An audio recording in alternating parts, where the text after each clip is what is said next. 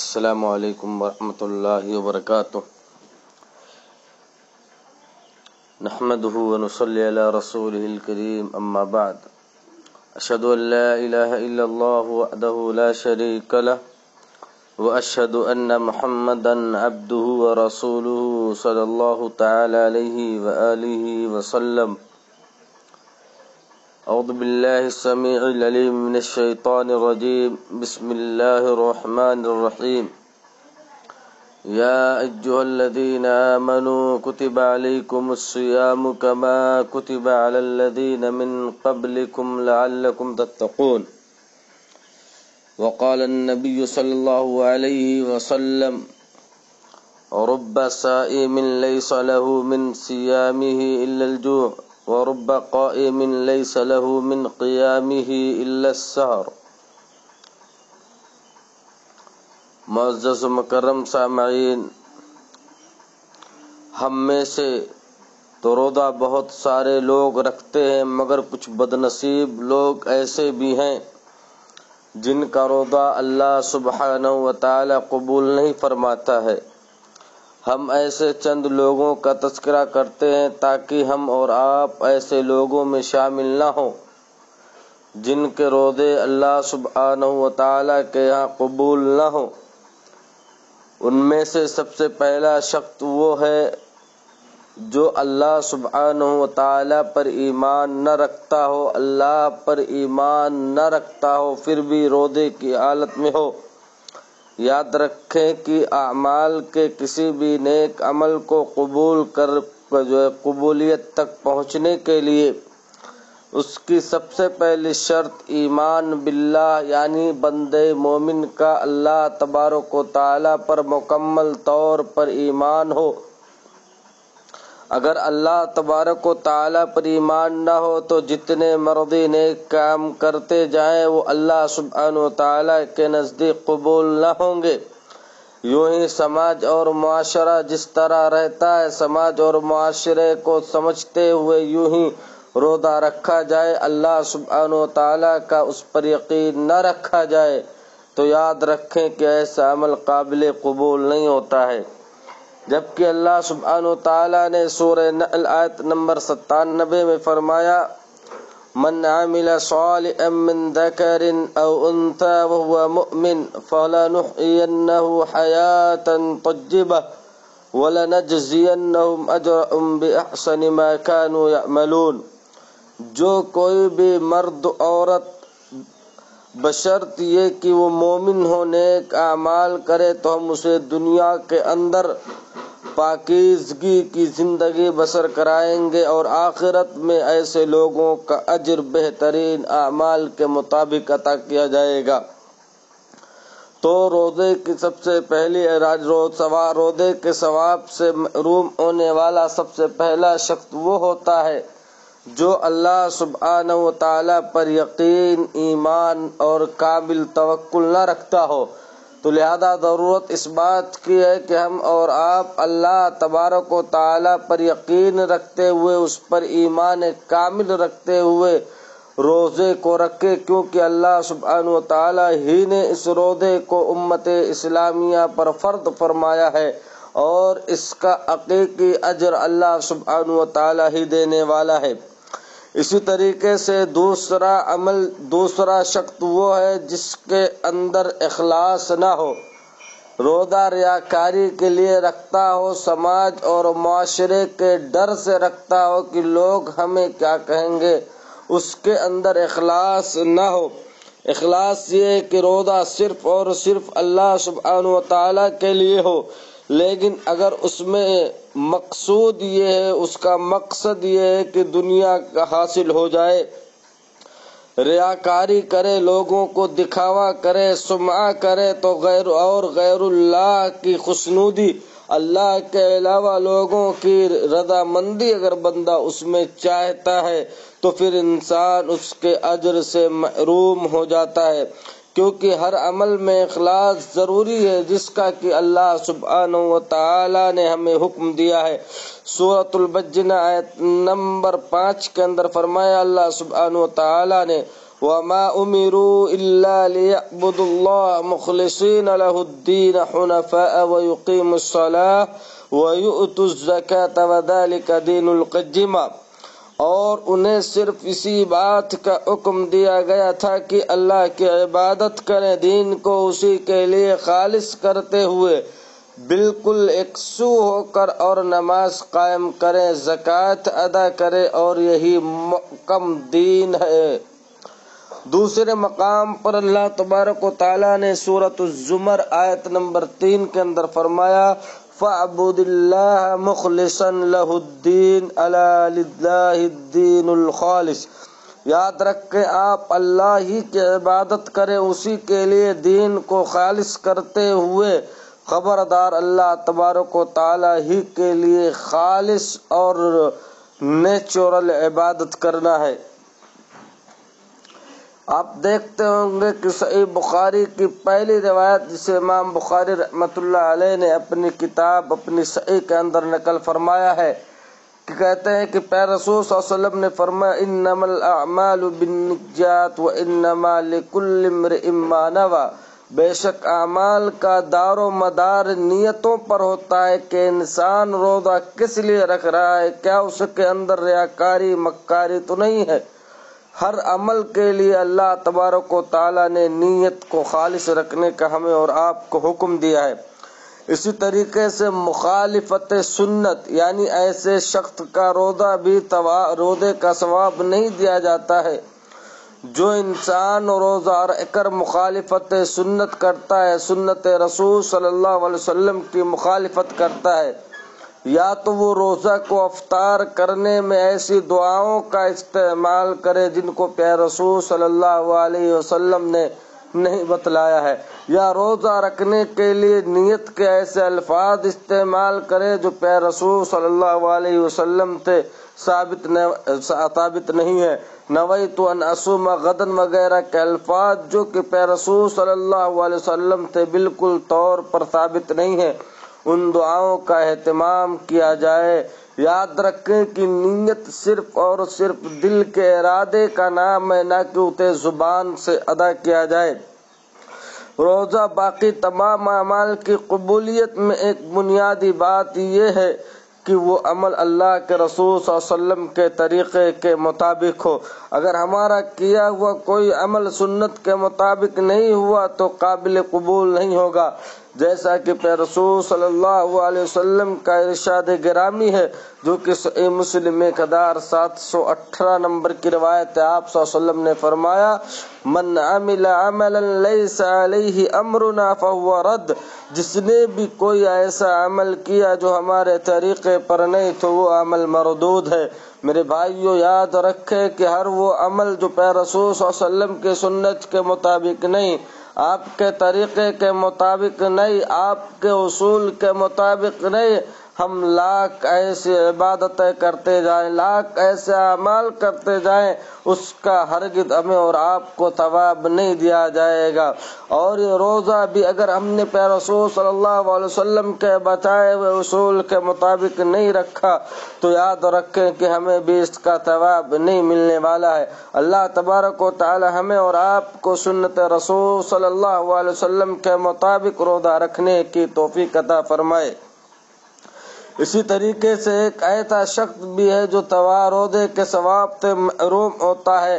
جس کے اندر احتساب فی العمل نہ ہو، یعنی کہ اپنے عمل کے اندر اللہ تبارک و تعالی سے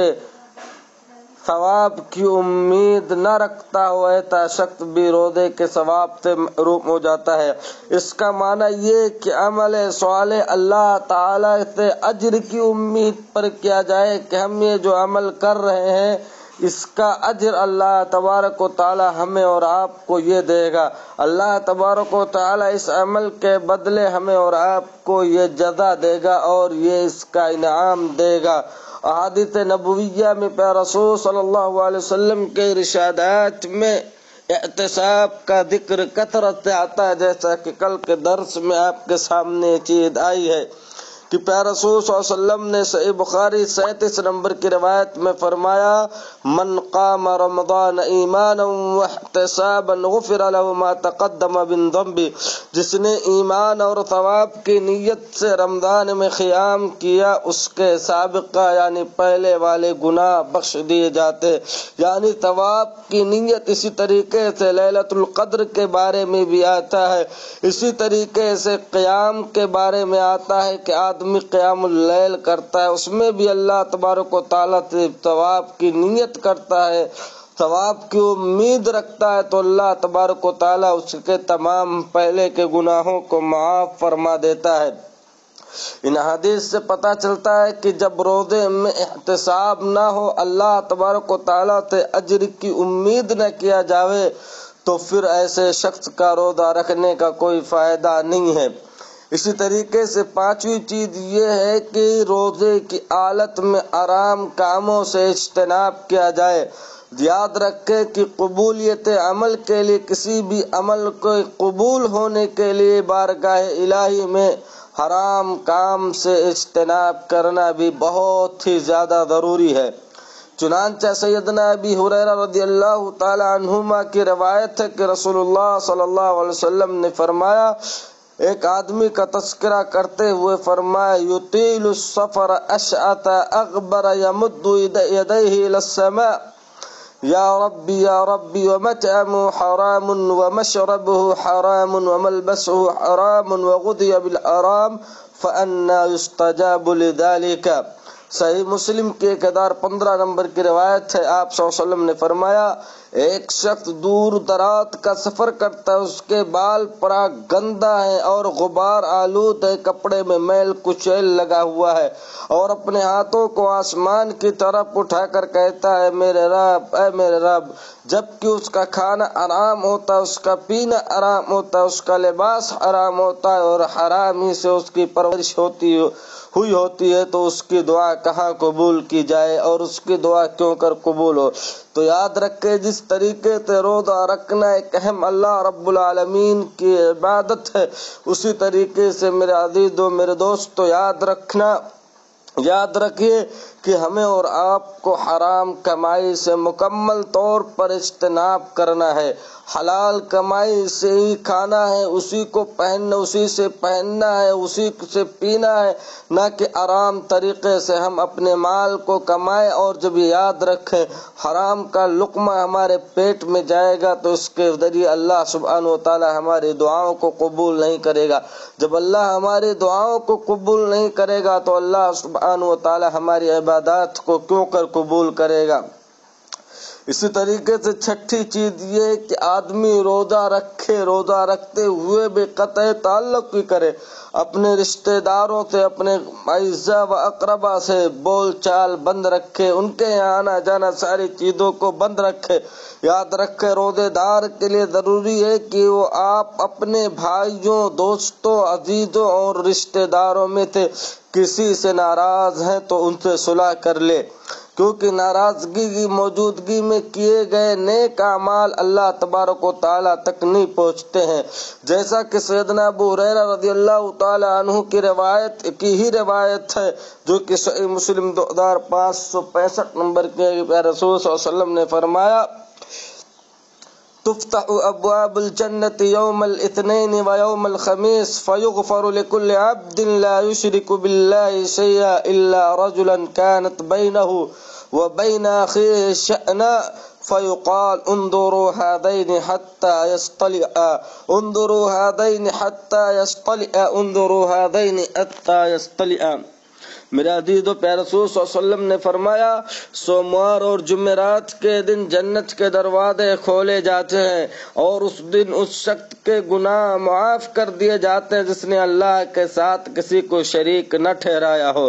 سوائے اس شخص کے کہ اس کے اور اس کے مسلمان بھائی کے درمیان رنجش ہو، دشمنی ہو، عداوت ہو، کینہ ہو، تو اس کے لیے فیصلہ کیا جاتا ہے کہ ان دونوں کو مہلت دے دی جائے یہاں تک کہ یہ دونوں آپس میں صلح کریں۔ میرے عزیزو، کہیں ایسا نہ ہو کہ ہم نیکیوں پر نیکیاں کرتے جائیں مگر رشتہ دار دوست و احباب کے ساتھ قطع تعلقی کریں، ان کے ساتھ دشمنیاں کریں، ان کے ساتھ عداوتیں کریں، ان کے گھر میں آنا جانا ساری کی ساری چیزیں بند رکھو ہے، جس کی وجہ سے ہماری نیکی اللہ تبارک و تعالیٰ تک نہ پہنچ پائے۔ اس لیے ضروری ہے کہ ناراض بھائیوں اور بہنوں اور دوستوں کو منا کر صلح کر لی جائے تاکہ اللہ کے یہاں ہمارے اعمال قابل قبول ہو سکیں۔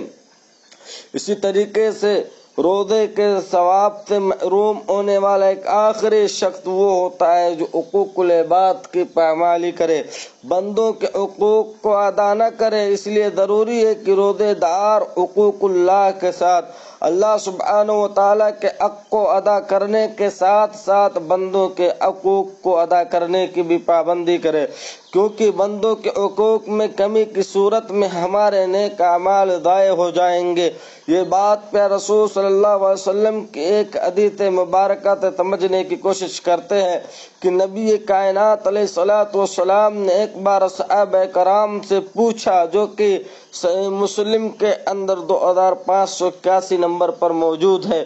کہتے ہیں کہ پہ رسول صلی اللہ علیہ وسلم نے اپنے صحابہ سے پوچھا، تدرون مل مفلس، اے میرے عزیزو، اے میرے صحابہ بتاؤ کہ مفلس آدمی، لاچار آدمی کون ہے؟ کون ہے جو سماج اور معاشرے کا سب سے دبا اور کچلا ہوا انسان ہے؟ صحابہ کرام نے فرمایا، المفلس فینا من لا درہم لہ ولا متاع، مفلس آدمی، مسکین آدمی، کمزور آدمی ہماری جماعت میں ہمارے یہاں وہ ہے جس کے پاس درہم و دینار نہ ہو، جس کے پاس مال و دولت نہ ہو۔ تو پیارے رسول صلی اللہ علیہ وسلم نے فرمایا، اے میرے عزیزو، ایسا نہیں ہے، بلکہ آپ نے فرمایا، ان المفلس من امتی یأتی یوم القیامت بصلاۃ وصیام وزکاۃ وَيَأْتِي قَدْ شَتَمَ هَذَا وَقَذَفَ هَذَا وَأَكَلَ مَالَ هَذَا وَسَفَكَ دَمَ هَذَا وَضَرَبَ هَذَا۔ آپ صلی اللہ علیہ وسلم نے فرمایا کہ میری امت کا مفلس اور مسکین آدمی وہ ہے جو قیامت کے دن بہت سی نمازیں، روزے اور زکوٰۃ و خیرات لے کر آئے گا، لیکن اس حال میں آئے گا کہ کسی کا مال ہڑپا ہوگا، کسی کے مال کو کھایا ہوگا، کسی کی زمین و جائیداد پر ناحق جمایا ہوگا، کسی کا ناحق خون بہایا ہوگا، کسی کو مارا ہوگا، کسی کو گالیاں دی ہوں گی، کسی کو برے القاب سے پکارا ہوگا، لہذا اس کی نیکیوں کو فیعطیٰ من حسناتہ وہذا من فیعطیٰ ھذا من حسناتہ وہذا من حسناتہ، لہذا اس کی نیکیوں میں سے کچھ اس فلاں کو اور کچھ اس فلاں کو دے دی جائیں گی۔ اور پیارے رسول صلی اللہ علیہ وسلم نے فرمایا، فَإِنْ فَنِيَتْ حَسَنَاتُ قَبْلَ أَنْ يُقْضَى مَا عَلَيْهِ أُخِذَ مِنْ خَطَايَاهُمْ فَطُرِحَتْ عَلَيْهِ ثُمَّ طُرِحَ فِي النَّارِ۔ حق والوں کا حق پورا ہونے سے پہلے اگر اس کی نیکیاں ختم ہو گئیں تو ان حق والوں کی خطائیں اس پر ڈال دی جائیں گی۔ ان حق والوں جن کے حقوق کو اس نے دبایا ہے، جن پر ظلم و زیادتی کی ہے، جن کو ستایا ہے، ان لوگوں کے گناہوں کو، ان لوگوں کی برائیوں پر ایسے انسان پر ڈال دیا جائے گا، پھر اسے جہنم کے اندر پھینک دیا جائے گا۔ لہذا ضرورت اس بات کی ہے کہ اے میرے عزیزوں، اپنے روزوں کی حفاظت ہم اور آپ کریں اور اپنے روزوں کو ضائع ہونے سے بچائیں۔ اللہ تبارک و تعالی ہمیں اس ماہ مبارک میں زیادہ سے زیادہ نیک اعمال کرنے کی توفیق عطا فرمائے اور انہیں اپنی بارگاہ میں قبول فرمائے، آمین۔ تقبل یا رب العالمین، وآخر دعوانا ان الحمد للہ رب العالمین۔ السلام علیکم۔